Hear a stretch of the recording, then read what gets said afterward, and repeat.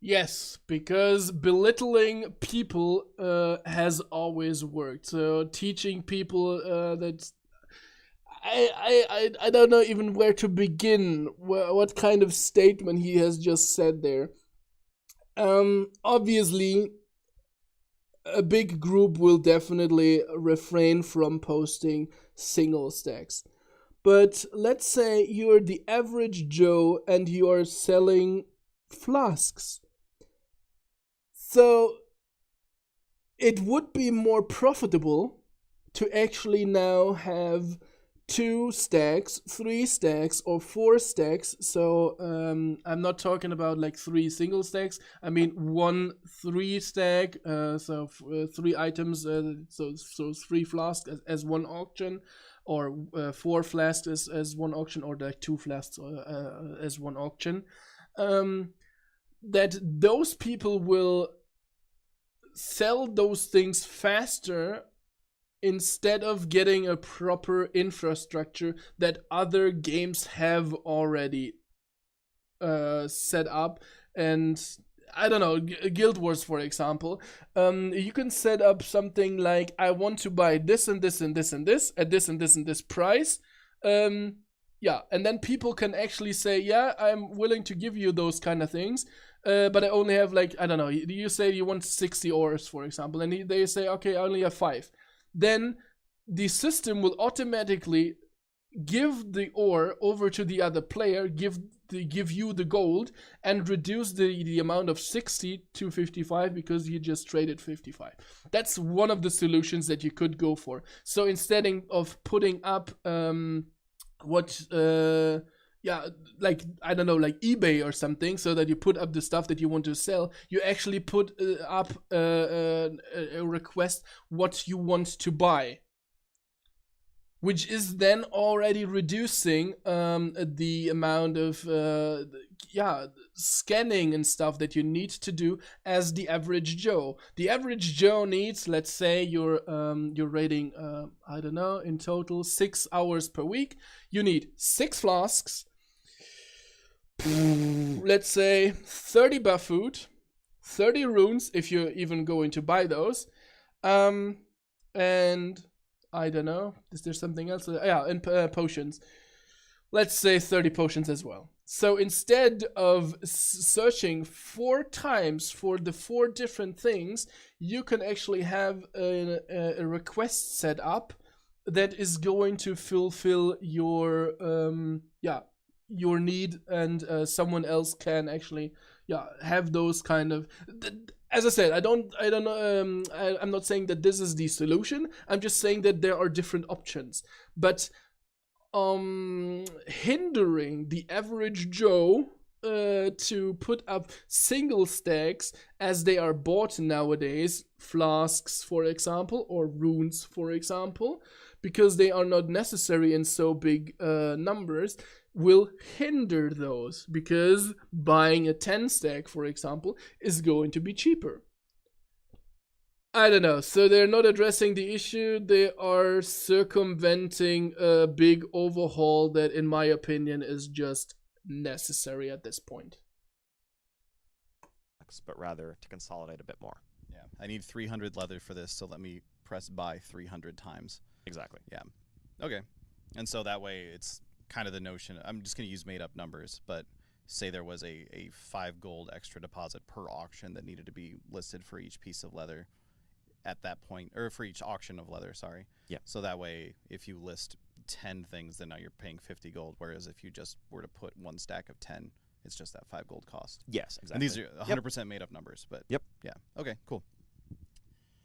Let's see here. Next question coming from As a Druid, who asked, are you going to put guild permissions back to how they were before? The current system is very restrictive and makes it harder to run a guild, which is arguably the backbone of all communities in WoW. I know we've seen, basically since patch 8.0 came out, we've seen a lot of discussion about the guild system, about the... Just to mention, I have no idea what they are talking about here. I have not seen any changes to the guild system, but there might be some stuff that so this point will just be you listening to the guys, and once they come to the next question, I will intervene again. As I said, I have literally no clue what they're talking about there. But I guess guild masters, officers, whatever, they know what they're talking about. So I guess that's only important for those. The community system. What's going on with guilds specifically? Okay, so I think actually I don't think it's arguable at all. I think guilds are absolutely the backbone of community in WoW. We've made a couple of changes already based on feedback. Players in guilds again have the ability to edit their own notes by default, and we've re-added the ability to change rank permissions for guild leaders to have someone who can't speak in guild chat. If you want to have a rank that is just muted, if Right. people are getting into an argument or someone's being super annoying and you want a way of de-escalating that situation without kicking them from the guild, you can once again do that. And I think we're still looking and listening for feedback on specific things that are missing that are helpful to running and or moderating your guild, and we'll re-add functionality where possible. Now the question of why did this change at all? Why mess with something that wasn't broken? Well, in order to make communities work, in order to make guilds work on the community infrastructure, this whole system is actually going through the BattleNet backbone for BattleNet groups and the way that's constructed. It has a lot of upsides, including voice chat integration seamlessly, including persistent chat history, so you can, if you log on in the middle of a conversation, you know what people were talking about before you logged on. But that meant effectively reconstructing every bit of the old guild logic on these new foundations. And so in doing that, we looked at some statistics and data on how often these different customizations and options were used. Many of them were used very, very uncommonly, and so in the interests of also sort of simplifying and streamlining that whole process, so there aren't a million checkboxes when you're looking to set up your guild permissions, we consolidated a few of those under the general umbrella category of, are you an officer? This is what officers can do. Really the right way to get this changed. We're open to re-adding functionality where it makes sense. I think it's just a question of getting us feedback, helping us understand what value you were getting in running your own guilds, your own communities, and we'll see what we can do. And one of the things that we like to do is, it's kind of an opportunity to do stuff like this, is a lot of times there's a feature that people, or a function that people were using to accomplish something in a roundabout weird way, where we could actually just find out what was the reason that you needed this before. Exactly. Oh, wait, we can just give you a direct feature that just does that. So that's something that we can consider as we're looking at this as well. Yeah, exactly. I think it's more, let us know what problems you're having, and we will do what we can to solve those problems. Cool. Yeah, because you have been responding to or reviewing feedback so good. That's why World Quest is still in. Azeroth Power Farming is still in. I could continue, but you know what I'm up to, right, Mr. Ian? Next question, also about communities, comes from Shark, who said, are there plans to expand on the communities feature to make them usable for larger communities, i.e. bigger character caps, calendar improvements like recurring events, more moderation tools, etc.? I know moderation tools is something we've been talking about a bit. Yes. So they're one thing we definitely have on our feature list, probably for our next patch, will be permanent bans from public communities. So if you have a large community that has a public link and there are troublemakers that are joining using that public link, currently you can kick them out, but without changing the link or removing that public link, it can be hard to stop them from rejoining. We want to have the ability to have a persistent ban that functions at the account level, so it doesn't matter what new characters they make, they won't be able to rejoin your community if you've chosen to exclude them. I think that should help a lot for larger public communities that are trying to maintain an orderly structure there. Beyond that, I think we rolled this feature out with sort of a foundation of a core of just persistent chat channels, a calendar for events, and just a structure with basic permissions. And we wanted to see how people are using communities, and rather than dictate how you should use them or imagine imagine in our minds what players want to do with this functionality and tailor it for that, we're actually just sitting back watching how people are using them. And I think would love to hear more requests for features and improvements, and I think that's going to guide the direction that we take with communities going forward. Okay.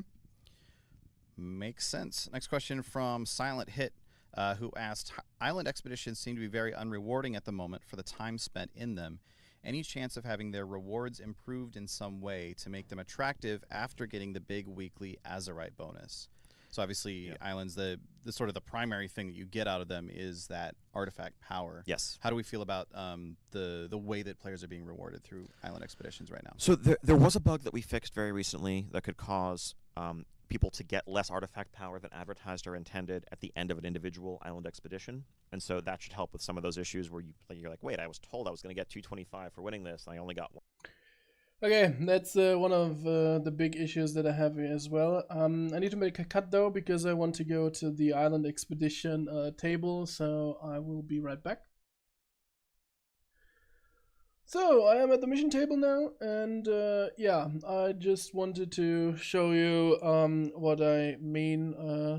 Yeah, so I'm already quite annoyed by the island expedition. I think they're boring as hell. They're just I don't know, pull everything together, AOE it down, and win the thing.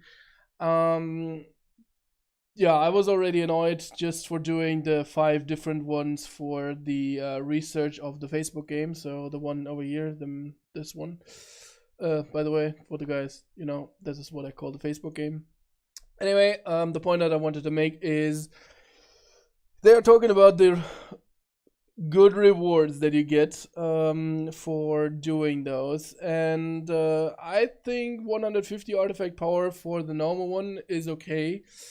Because it's only like taking 15 minutes in a dungeon, depending on the dungeon itself. A heroic one is rewarding the same stuff. As you can see over here, you get 150 as well. And yeah, so that's okay. The heroic one gives 75 more only, and that's my big issue with it. Even though I don't like the feature, but I guess there might be a couple of people out there that are enjoying this feature. I think it's garbage. Like, literally think about it. Heroic takes, in my opinion, way longer to actually do.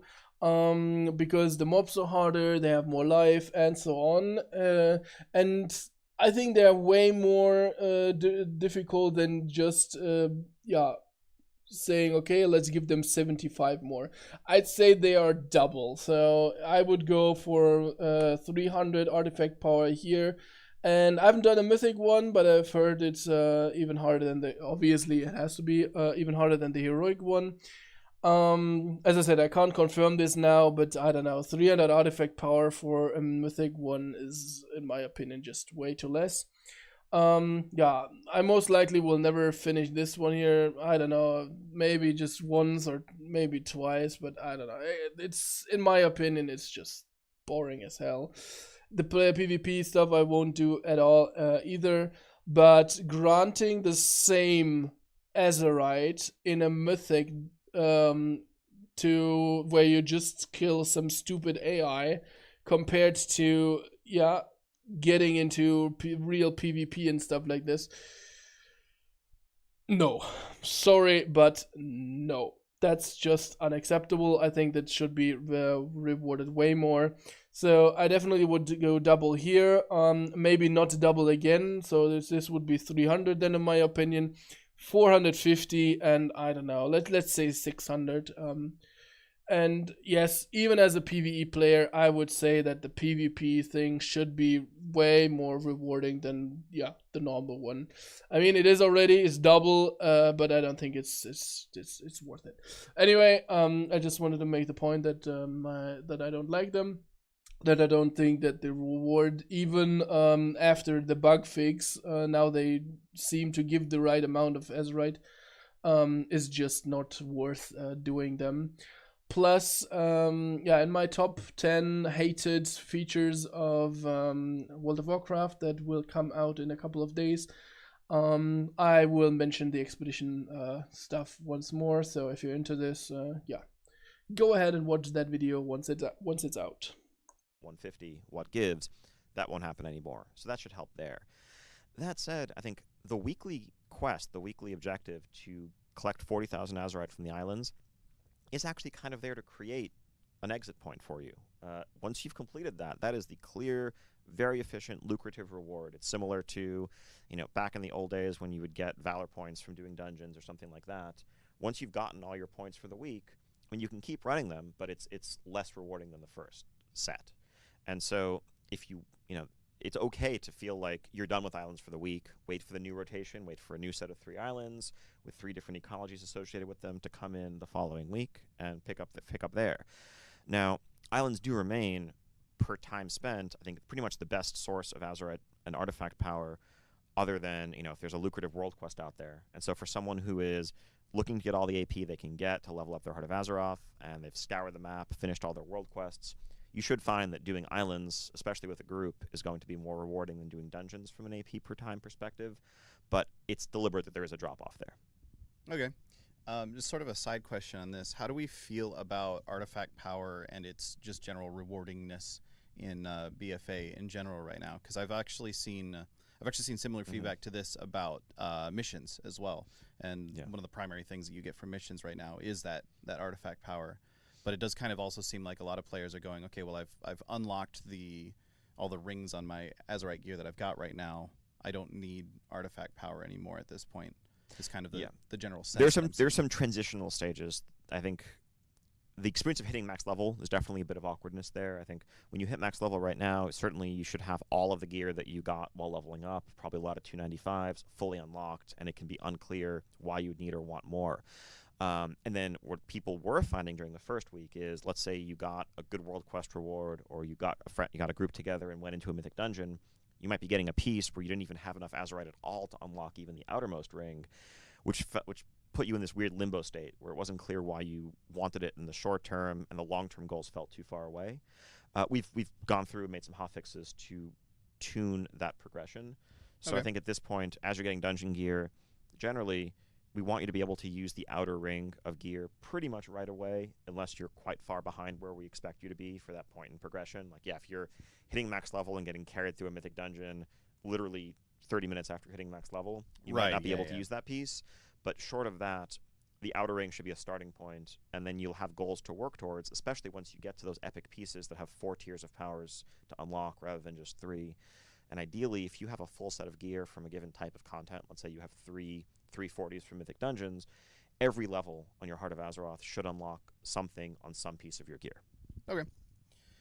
Well, let's move on. Next question. I actually don't know how to pronounce this. Jayut 112? Sure.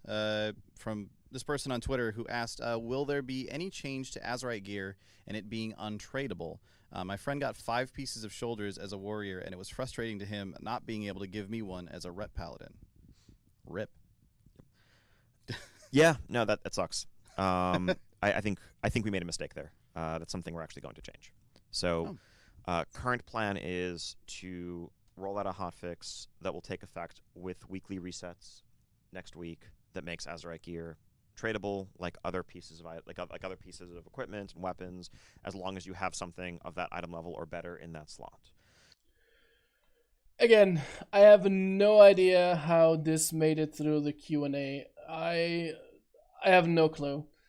Because I have run into the issue already on my mage on multiple occasions, as you probably can see, or I'm going to show you right now. So I have a 340 with the best, or one of the best traits on it, which is dagger in the back. And yeah, I have one with this, I have one with this, and I have one with this. So I actually got 3 pieces of Azerite armor that I couldn't trade, and I can basically vendor now.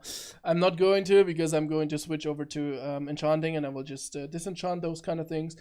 But it is just so sad that this went through the Q&A. I mean, he said it was a mistake. And how can you not realize this after playing just 2 dungeons? After 2 dungeons, I have gotten already like 2 or 3 of those chess pieces, and I know that the likeliness that there is someone else in the world that has 3 pieces plus the ones here. You see that I have a shoulder as well as this shoulder. That is quite low, but still there are chances of players like me, and I couldn't give those 3 away, and they just are now garbage in my bag. And yeah, I just don't get it. It's yeah. I have no clue how it made it through. Especially now they've said it was a mistake, so they should have known from the get go that there will be people that are getting multiple, and even if you only got two, not being able to trade away the second one. I mean, if you have the restrictions that you can only give cloth to cloth and plate to plate, I could see the reasoning behind it, but in the end, not even being able to do this was, just stupid, and I have no idea how it made through the Q&A.